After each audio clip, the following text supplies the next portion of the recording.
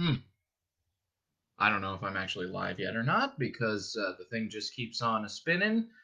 So, but I think I'm live now. So, hi everybody, how we doing tonight? I went and took the weekend off, but I'm going to be back with a another chapter of The Hobbit tonight, which is great. I'm very excited to get back to this, and I hope everybody is excited to see what else we got going on now. If anybody is watching this, if they could let me know if they could see me or not, because I can't see myself right now. Okay, good. Somebody let me know. So, I am going to go ahead and hop into the next chapter here, which this is what I've been really looking forward to for a couple of reasons. One, it's the probably the most famous chapter in the whole book. Because it introduces the character of Gollum, who, as we know, is very important to the Lord of the Rings trilogy upcoming. And one quick thing, I actually debated what voice I was going to do for Gollum for a while, actually, because I grew up with the Lord of the Rings movies, and that Andy Serkis voice for Gollum is so embedded into my mind that I wasn't sure if I wanted to try and do that impression or try to do something different. But at the end of the day, I realized that I am in fact doing Ian McKellen's voice for Gandalf. So I figured, if I'm going to be willing to do that, may as well just go all the way for Gollum. So you guys are going to be hearing a voice that sounds like a dying cat whenever we get to Gollum. All right, so where we left off, Bilbo, Gandalf, and the dwarves had made their way to the Misty Mountains, and they unwittingly fell into a trap set by a group of goblins that were in there. They managed to escape from the goblins and were running through the cave when Bilbo struck his head on a rock and fell unconscious. So that's where we're coming back to now. So here we are. Chapter 5, Riddles in the Dark. When Bilbo opened his eyes, he wondered if he had, for it was just as dark as with them shut. No one was anywhere near him. Just imagine his fright. He could hear nothing, see nothing, and he could feel nothing except the stone of the floor. Very slowly he got up and groped about on all fours till he touched the wall of the tunnel. But neither up nor down it could he find anything. Nothing at all. No sign of goblins, no sign of dwarves. His head was swimming, and he was far from certain even of the direction they had been going in when he had his fall. He guessed as well as he could, and crawled along for a good way, till suddenly his hand met what felt like a tiny ring of cold metal lying on the floor of the tunnel. It was a turning point in his career, but he did not know it. He put the ring in his pocket almost without thinking. Certainly it did not seem of any particular use at the moment. He did not go much further, but sat down on the cold floor and gave himself up to complete miserableness for a long while. He thought of himself frying bacon and eggs in his own kitchen at home, for he could feel inside that it was high time for some meal or other, but that only made him miserabler. He could not think what to do, nor could he think what had happened, or why he had been left behind, or why, if he had been left behind, the goblins had not caught him, or even why his head was so sore. The truth was, he had been lying quiet, out of sight and out of mind, in a very dark corner for a long while. After some time he felt for his pipe. It was not broken, and that was something. Then he felt for his pouch, and there was some tobacco in it, and that was something more. Then he felt for matches, and he could not find any at all, and that shattered his hopes completely. Just as well to him, as he agreed when he came to his senses. Goodness knows what the striking of matches and the smell of tobacco would have brought on him out of dark holes in that horrible place. Still, at the moment, he felt very crushed. But in slapping all his pockets and feeling all round himself for matches, his hand came on the hilt of his little sword, the little dagger he had got from the trolls and that he had quite forgotten. Nor, fortunately, had the goblins noticed it, as he wore it inside his breeches. Now he drew it out. It shone pale and dim before his eyes. So it is an elvish blade too, he thought, and goblins are very near, and yet not far enough. But somehow he was comforted. It was rather splendid to be wearing a blade made in Gondolin for the goblin wars of which so many songs had been sung. And also he had noticed that such weapons made a great impression on goblins that came suddenly. Go back, he thought. No good at all. Go sideways. Impossible. Go forward. Only thing to do. On we go. So up he got, and trotted along with his little sword held in front of him, and one hand feeling the wall, and his heart all of a pitter and a patter.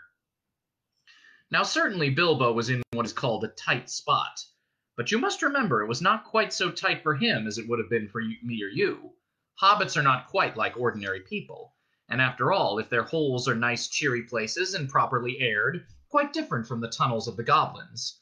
Still, they are more used to tunneling than we are, and they do not easily lose their sense of direction underground, not when their heads have recovered from being bumped. Also, they can move very quietly, and hide easily, and recover wonderfully from falls and bruises, and they have a fund of wisdom and wise sayings that men have mostly never heard or have forgotten long ago. I should not have liked to be in Mr. Baggins' place, all the same. The tunnel seemed to have no end.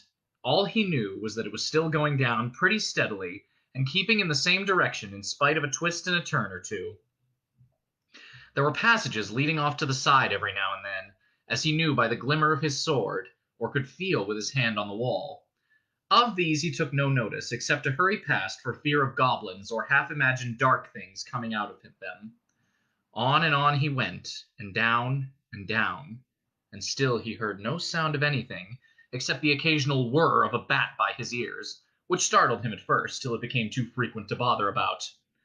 I do not know how long he kept on like this, hating to go on, not daring to stop, on, until he was tireder than tired. It seemed like all the way to tomorrow and over it to the days beyond. Suddenly, without warning, he trotted splash into water. Ugh, it was icy cold. That pulled him up sharp and short. He did not know whether it was just a pool in the path, or the edge of an underground stream that crossed the passage, or the brink of a deep, dark, subterranean lake. Excuse me. The sword was hardly shining at all. He stopped, and he could hear, when he listened hard, drops, drip, drip, dripping from an unseen roof into the water below. But there seemed no other sort of sound. So it is a pool or a lake, and not an underground river, he thought. Still, he did not dare to wade out into the darkness. He could not swim. And he thought, too, of nasty, slimy things, with big, bulging, blind eyes wriggling in the water. There are strange things living in the pools and lakes in the hearts of mountains. Fish whose fathers swam in, goodness only knows how many years ago, and never swam out again, while their eyes grew bigger and bigger and bigger from trying to see in the blackness. Also, there are other things more slimy than fish. Even in the tunnels and caves the goblins have made for themselves, there are other living things still living unbeknown to them that have sneaked in from outside to lie up in the dark. Some of these caves, too, go back in their beginnings to ages before the goblins, who only widened them and joined them up with passages, and the original owners are still there in odd corners, slinking and nosing about. Deep down here by the dark water lived old Gollum, a small, slimy creature. I don't know where he came from, nor who or what he was. He was Gollum, as dark as darkness, except for two big round eyes in his thin face. He had a little boat, and he rowed about quite quietly on the lake, for lake it was, wide and deep and deadly cold. He paddled it with large feet dangling over the side, but never a ripple did he make. Not he. He was looking out of his pale, lamp-like eyes for blind fish, which he grabbed with his long fingers as quick as thinking. He liked meat, too. Goblin, he thought good when he could get it, but he took care they never found him out. He just throttled them from behind if they ever came down alone anywhere near the edge of the water while he was prowling about. They very seldom did, for they had a feeling that something unpleasant was lurking down there, down at the very roots of the mountain. They had come on the lake when they were tunneling down long ago and found they could go no further, so there their road ended in that direction, and there was no reason to go that way, unless the great goblin sent them. Sometimes he took a fancy for fish from the lake, and sometimes neither fish nor goblin came back. Excuse me. Actually, Gollum lived on a slimy island of rock in the middle of the lake.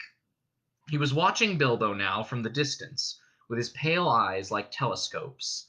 Bilbo could not see him, but he was wondering a lot about Bilbo, for he could see that he was no goblin at all.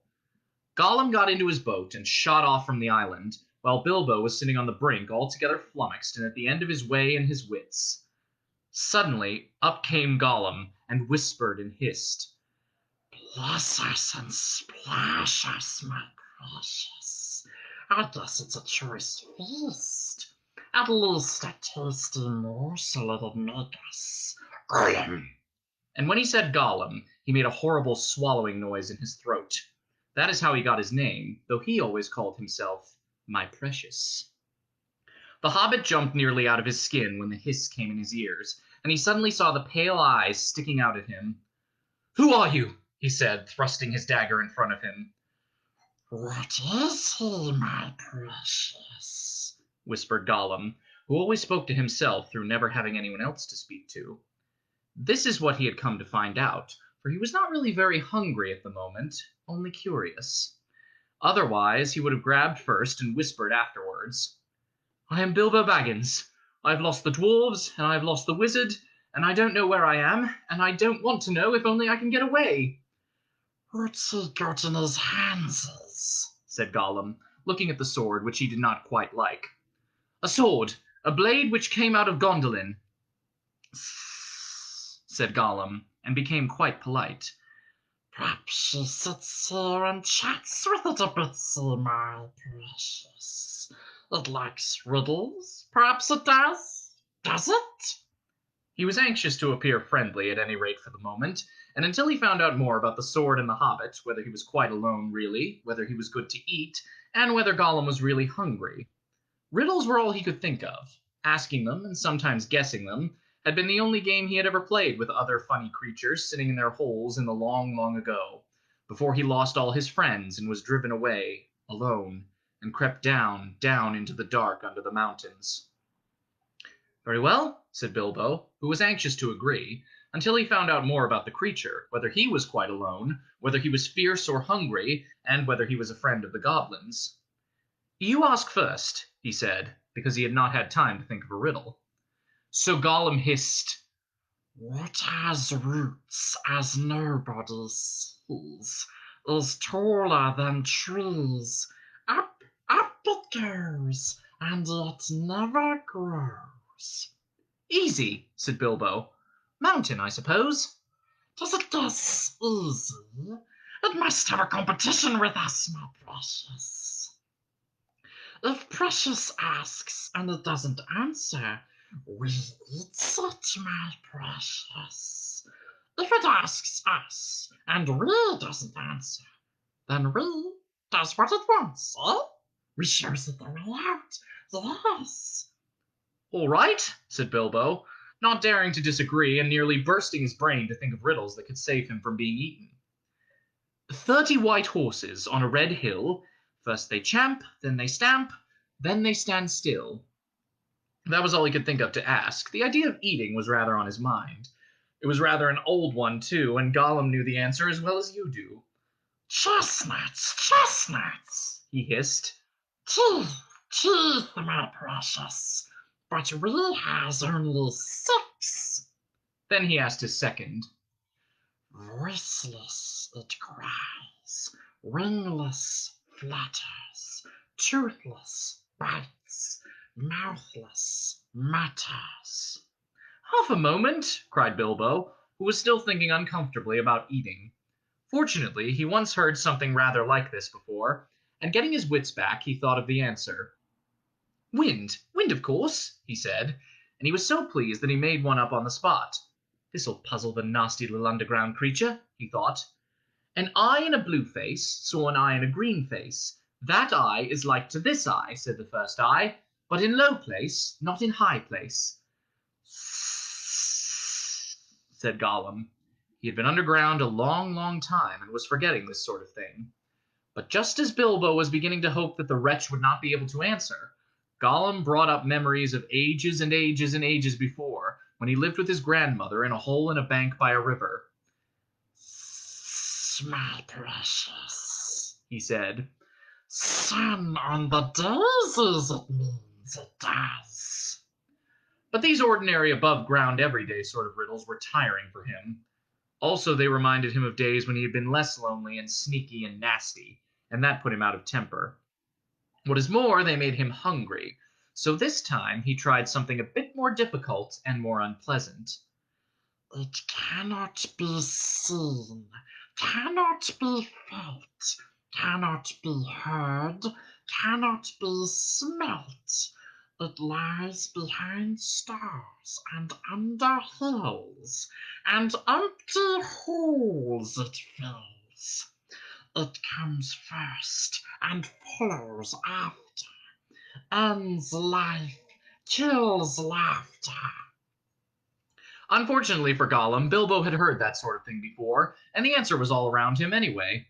Doc, he said, without even scratching his head or putting on his thinking cap.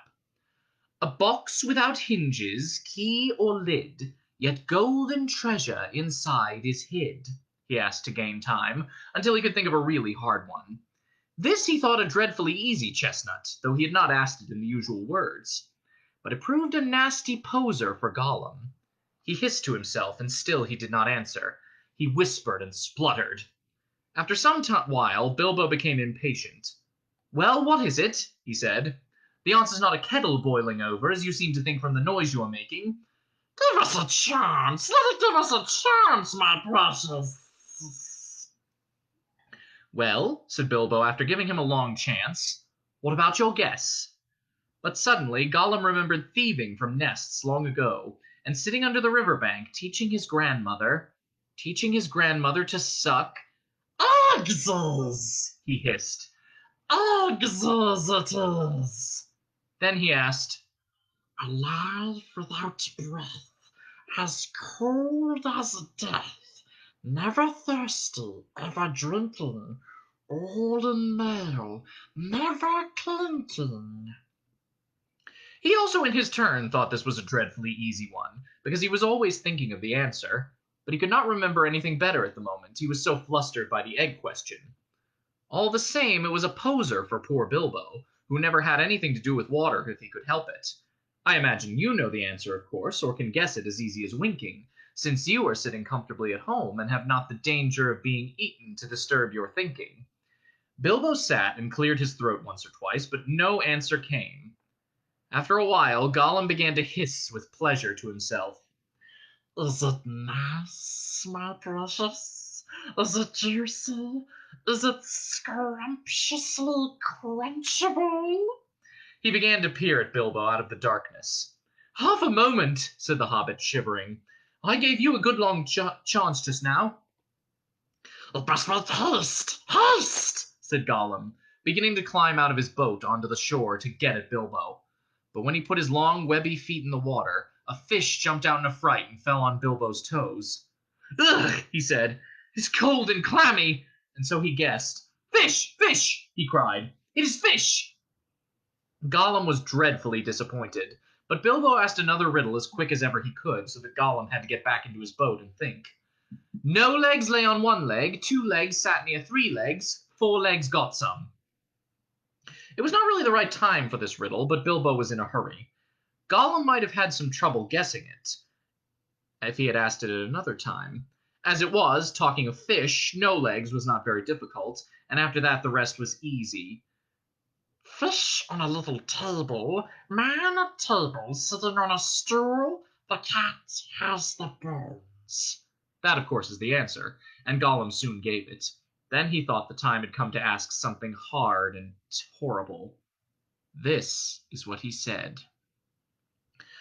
This thing all things devours, birds, beasts, trees, flowers, gnaws iron, bites steel, grinds hard stones to meal, slays king, ruins town, and beats high mountain down.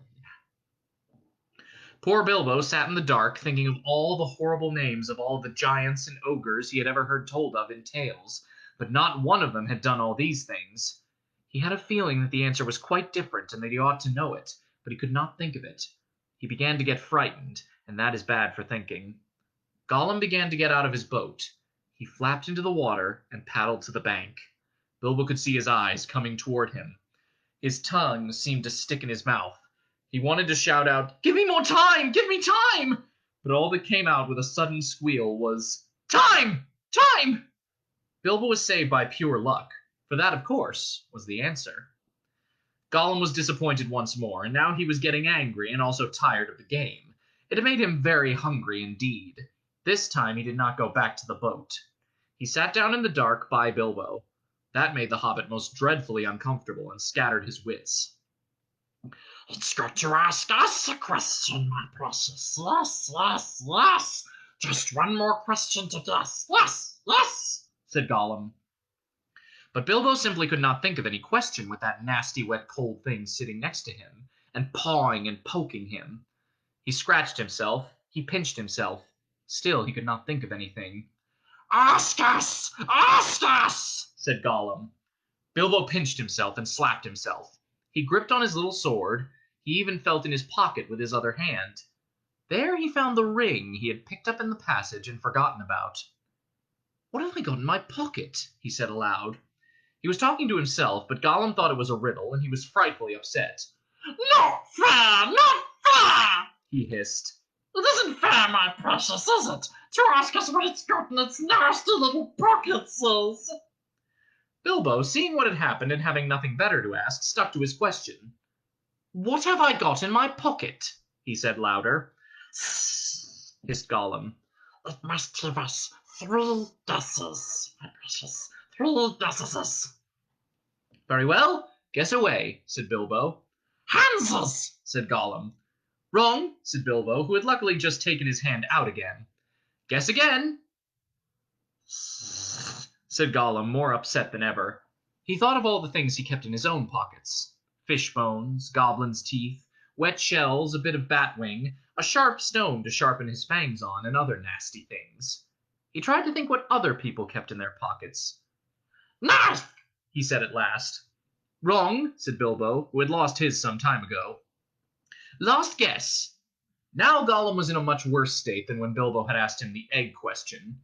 He hissed and spluttered and rocked himself backwards and forwards and slapped his feet on the floor and wriggled and squirmed. But still he did not dare to waste his last guess. "Come on," said Bilbo. "I'm waiting." He tried to sound bold and cheerful, but he did not feel at all sure how the game was going to end, whether Gollum guessed right or not. "Time's up," he said. "String or nothing," shrieked Gollum, which was not quite fair, working in 2 guesses at once. "Both wrong," cried Bilbo, very much relieved, and he jumped at once to his feet, put his back to the nearest wall, and held out his little sword.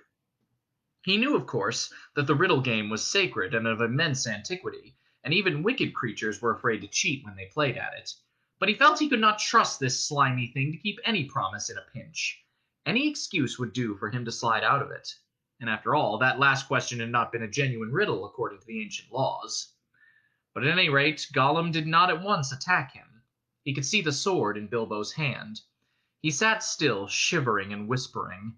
At last Bilbo could wait no longer. "Well," he said, "what about your promise? I want to go. You must show me the way." "Did we say so, precious? Show the nasty little buggins the way out. Yes, yes. But what has it got in its pockets, eh? Not string, precious, but not nothing? Oh, no." "Never you mind," said Bilbo. "A promise is a promise." "Course it is. Impatient, precious," hissed Gollum. "But it must wait. Yes, it must. We can't go up the tunnels so hasty. We must go and get some things first. Yes, things to help us." "Well, hurry up," said Bilbo, relieved to think of Gollum going away. He thought he was just making an excuse and did not mean to come back. What was Gollum talking about? What useful thing could he keep out on the dark lake? But he was wrong. Gollum did mean to come back. He was angry now and hungry, and he was a miserable, wicked creature, and already he had a plan. Not far away was his island, of which Bilbo knew nothing, and there in his hiding place he kept a few wretched oddments, and one very beautiful thing, very beautiful, very wonderful. He had a ring, a golden ring, a precious ring. "My birthday present," he whispered to himself, as he had often done in the endless dark days. That's what we want now, yes. We want it. He wanted it because it was a ring of power, and if you slipped that ring on your finger, you were invisible. Only in the full sunlight could you be seen, and then only by your shadow, and that would be shaky and faint. My birthday present. It came to me on my birthday, my precious. So he had always said to himself. But who knows how Gollum came by that present, ages ago in the old days when such rings were still at large in the world. Perhaps even the master who ruled them could not have said. Gollum used to wear it at first, till it tired him, and then he kept it in a pouch next his skin till it galled him, and now usually he hid it in a hole in a rock on his island, and was always going back to look at it. And still sometimes he put it on, when he could not bear to be parted from it any longer, or when he was very, very hungry and tired of fish. Then he would creep along dark passages looking for stray goblins. He might even venture into places where the torches were lit, and made his eyes blink and smart, for he would be safe. Oh yes, quite safe. No one would see him, no one would notice him, till he had his fingers on their throat. Only a few hours ago he had worn it, and caught a small goblin imp. How it squeaked! He still had a bone or two left to gnaw, but he wanted something softer. Quite safe, yes, he whispered to himself. It won't see us, will it, precious? No, it won't see us, and its nasty little sword will be useless. Yes, quite. That was what was in his wicked little mind as he slipped suddenly from Bilbo's side, and flapped back to his boat and went off into the dark. Bilbo thought he had heard the last of him. Still, he waited a while, for he had no idea how to find his way out alone. Suddenly he heard a screech. It sent a shiver down his back. Gollum was cursing and wailing away in the gloom, not very far off from the sound of it.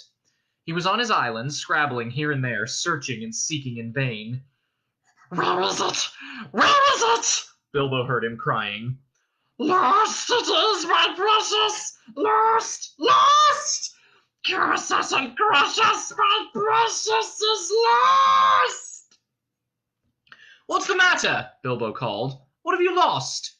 It mustn't ask us! Shrieked Gollum. Not its business! No! Graham!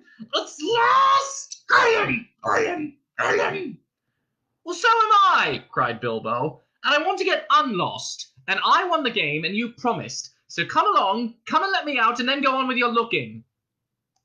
Utterly miserable as Gollum sounded, Bilbo could not find much pity in his heart, and he had a feeling that anything Gollum wanted so much could hardly be something good. Come along, he shouted.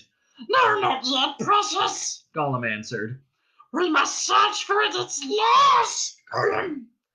But you never guessed my last question, and you promised, said Bilbo. Never guessed, said Gollum. Then suddenly out of the gloom came a sharp hiss. What has it got in its pockets? Tell us that. It must tell first. As far as Bilbo knew, there was no particular reason why he should not tell.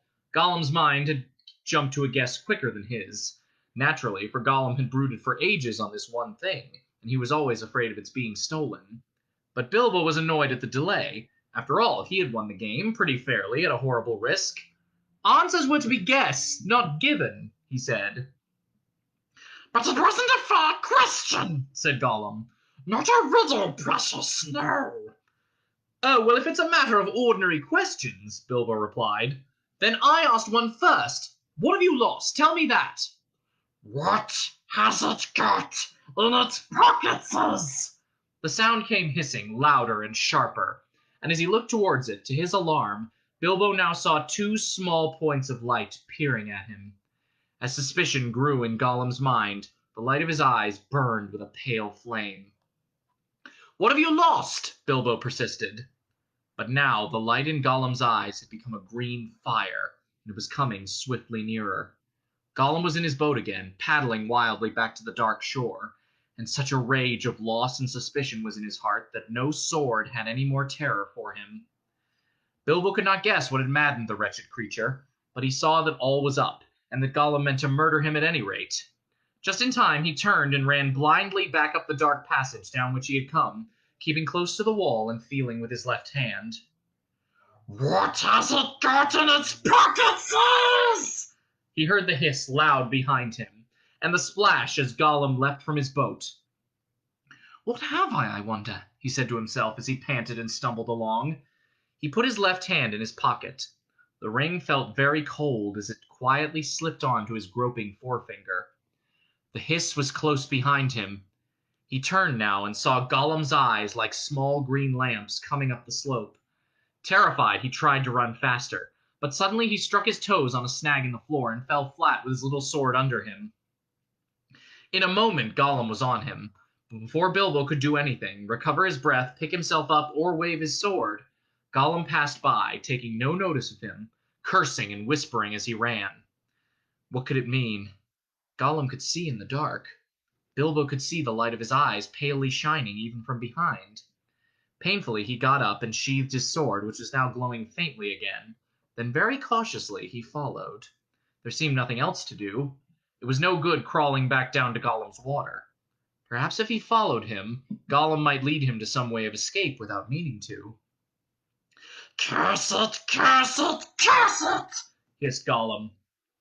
"Curse the Baggins! It's gone!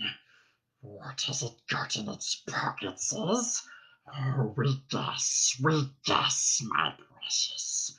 He's found it. Yes, he must have. My birthday present." Bilbo pricked up his ears. He was at last beginning to guess himself.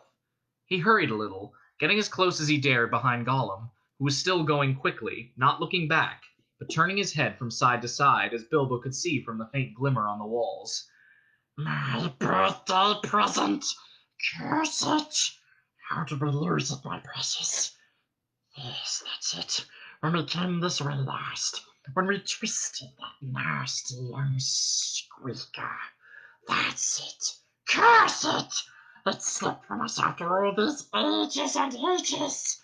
It's gone. Suddenly Gollum sat down and began to weep, a whistling and gurgling sound horrible to listen to. Bilbo halted and flattened himself against the tunnel wall. After a while, Gollum stopped weeping and began to talk. He seemed to be having an argument with himself. "It's no good going back there to search, no. We don't remember all the places we visited. And it's no use. The Baggins has got it in its pockets. The nasty noser has found it, we says. Only guesses, precious. Only guesses. We can't know till we find the nasty creature and squeezes it. But it doesn't know what the present can do, does it? It'll just keep it in its pockets. It doesn't know, and it can't go far. It's lost itself, the nasty nosy thing. It doesn't know the way out. It said so. It said so, yes, but it's tricksy. It doesn't say what it means. It won't say what it's got in its pockets. It knows. It knows a way in. It must know a way out. Yes, it's off to the back door. To the back door, that's it. The Goblins will catch it then. It can't get out that way, precious. Goblins, yes. But if it's got the present, our precious present, then Goblins will get it. They'll find it. They'll find out what it does. We shan't ever be safe again. Never. One of the Goblins will put it on, and then no one will see him. He'll be there, but not seen. Not even our clever eyes will notice him. And he'll come creepsy and tricksy and catch us. Then let's stop talking, precious, and make haste. If the Baggins has gone that way, we must go quick and see. Go! Not far now. Make haste! With a spring, Gollum got up and started shambling off at a great pace. Bilbo hurried after him, still cautiously, though his chief fear now was of tripping on another snag and falling with a noise. His head was in a whirl of hope and wonder. It seemed that the ring he had was a magic ring. It made you invisible. He had heard of such things, of course, in old tales, but it was hard to believe that he really had found one by accident. Still, there it was. Gollum with his bright eyes had passed him by, only a yard to one side. On they went, Gollum flip-flapping ahead, hissing and cursing. Bilbo behind, going as softly as a hobbit can. Soon they came to places where, as Bilbo had noticed on the way down, side passages opened, this way and that. Gollum began at once to count them. One left, yes. One right, yes. Two right, yes. Two left, yes. And so on and on. As the count grew, he slowed down, and he began to get shaky and weepy, for he was leaving the water further and further behind, and he was getting afraid. Goblins might be about, and he had lost his ring. At last he stopped by a low opening on their left as he went up. 7 right, yes. 6 left, yes, he whispered. This is it. This is the way to the back door, yes. Here's the passage. He peered in and shrank back. We dasn't go in, precious. No, we dasn't. Goblins is down there, lots of goblins is. We smells them. What shall we do? Curse them and crush them. We must wait here, precious. Wait a bit and see. So they came to a dead stop. Gollum had brought Bilbo to the way out after all, but Bilbo could not get in. There was Gollum, sitting humped right up in the opening, and his eyes gleamed cold in his head as he swayed from side to side between his knees. Bilbo crept away from the wall more quietly than a mouse, but Gollum stiffened at once and sniffed, and his eyes went green. He hissed softly but menacingly. He could not see the hobbit, but now he was on the alert, and he had other senses that the darkness had sharpened, hearing and smell.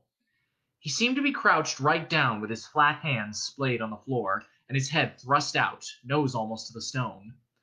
Though he was only a black shadow in the gleam of his own eyes, Bilbo could see or feel that he was tense as a bowstring, gathered for a spring. Bilbo almost stopped breathing and went stiff himself. He was desperate. He must get away out of this horrible darkness while he had any strength left. He must fight. He must stab the foul thing, put its eyes out, kill it. It meant to kill him. No, not a fair fight. He was invisible now. Gollum had no sword. Gollum had not actually threatened to kill him, or tried to yet. And he was miserable, alone, lost. A sudden understanding, a pity mixed with horror, welled up in Bilbo's heart. A glimpse of endless, unmarked days without light or hope of betterment. Hard stone, cold fish, sneaking and whispering. All these thoughts passed in a flash of a second. He trembled. And then quite suddenly, in another flash, as if lifted by new strength and resolve, he leaped. No great leap for a man, but a leap in the dark. Straight over Gollum's head he jumped, 7 feet forward and 3 in the air. Indeed, had he known it, he only just missed cracking his skull on the low arch of the passage. Gollum threw himself backwards, and grabbed as the hobbit flew over him, but too late. His hands snapped on thin air, and Bilbo, falling fair on his sturdy feet, sped off down the new tunnel. He did not turn to see what Gollum was doing. There was a hissing and cursing almost at his heels at first, then it stopped. All at once there came a blood-curdling shriek, filled with hatred and despair. Gollum was defeated. He dared go no further. He had lost. Lost his prey, and lost, too, the only thing he had ever cared for, his precious. The cry brought Bilbo's heart to his mouth, but still he held on. Now, faint as an echo, but menacing, the voice came behind. Thief! Thief! Thief! Goblins! We hate it! We hate it forever! Then there was a silence, but that too seemed menacing to Bilbo. If goblins are so near that he smelt them, he thought, then they'll have heard his shrieking and cursing. Careful now, or this way will lead you to worse things. The passage was low and roughly made. It was not too difficult for the hobbit, except when, in spite of all care, he stubbed his poor toes again, several times on nasty, jagged stones on the floor. Bit low for goblins, at least for the big ones, thought Bilbo, for knowing that even the big ones, the orcs of the mountains, go along at a great speed, stooping low with their hands almost to the ground. Soon the passage that had been sloping down began to go up again, and after a while it climbed steeply. That slowed Bilbo down. But at last the slope stopped, the passage turned a corner and dipped down again. And there, at the bottom of a short incline, he saw, filtering round another corner, a glimpse of light. Not red light, as of fire or a lantern, but a pale, out-of-doors sort of light. Then Bilbo began to run. Scuttling as fast as his legs would carry him, he turned the last corner and came suddenly right into an open space, where the light, after all that time in the dark, seemed dazzlingly bright. Really, it was only a leak of sunshine in through a doorway, where a great door, a stone door, was left standing open. Bilbo blinked, and then suddenly he saw the goblins. Goblins in full armor, with drawn swords, sitting just inside the door, and watching it with wide eyes, and watching the passage that led to it. They were aroused, alert, ready for anything. They saw him sooner than he saw them. Yes, they saw him. Whether it was an accident or a last trick of the ring before it took a new master, it was not on his finger. With yells of delight, the goblins rushed upon him. A pang of fear and loss, like an echo of Gollum's misery, smote Bilbo, and forgetting even to draw his sword, he stuck his hands into his pockets. And there was the ring still in his left pocket, and it slipped on his finger. The goblins stopped short. They could not see a sign of him. He had vanished. They yelled twice as loud as before, but not so delightedly. "Where is it?" they cried. "Go back up the passage," some shouted. "This way," some yelled. "That way," others yelled. "Look out for the door," bellowed the captain. Whistles blew, armor clashed, swords rattled. Goblins cursed and swore and ran hither and thither, falling over one another and getting very angry. There was a terrible outcry, to-do, and disturbance. Bilbo was dreadfully frightened, but he had the sense to understand what had happened and to sneak behind a big barrel which held drink for the goblin guards, and so get out of the way and avoid being bumped into, trampled to death, or caught by feel. "I must get to the door. I must get to the door," he kept on saying to himself, but it was a long time before he ventured to try. Then it was like a horrible game of blind man's bluff. The place was full of goblins running about, and the poor little hobbit dodged this way and that, was knocked over by a goblin who could not make out what he had bumped into, scrambled away on all fours, slipped between the legs of the captain just in time, got up, and ran for the door. It was still ajar, but a goblin had pushed it nearly to. Bilbo struggled, but he could not move it. He tried to squeeze through the crack. He squeezed and squeezed, and he stuck. It was awful. His buttons had got wedged on the edge of the door and the doorpost. He could see outside into the open air. There were a few steps running down into a narrow valley between tall mountains. The sun came out from behind a cloud and shone bright on the outside of the door, but he could not get through. Suddenly, one of the goblins inside shouted, "There's a shadow by the door! Something is outside!" Bilbo's heart jumped into his mouth. He gave a terrific squirm. Buttons burst off in all directions. He was through, with a torn coat and waistcoat, leaping down the steps like a goat, while bewildered goblins were still picking up his nice brass buttons on the doorstep. Of course, they soon came down after him, hooting and hallooing, and hunting among the trees. But they don't like the sun. It makes their legs wobble and their heads giddy. They could not find Bilbo with the ring on, slipping in and out of the shadow of the trees, running quick and quiet, and keeping out of the sun. So soon they went back, grumbling and cursing, to guard the door. Bilbo had escaped. And there we go. That's tonight's chapter. I hope everybody enjoyed that one. I know I had a lot of fun exercising my Gollum impression again, so I hope everyone enjoyed. And I will be back tomorrow with more of The Hobbit, and I will see everybody then. Good night, everybody. Stay safe, stay healthy.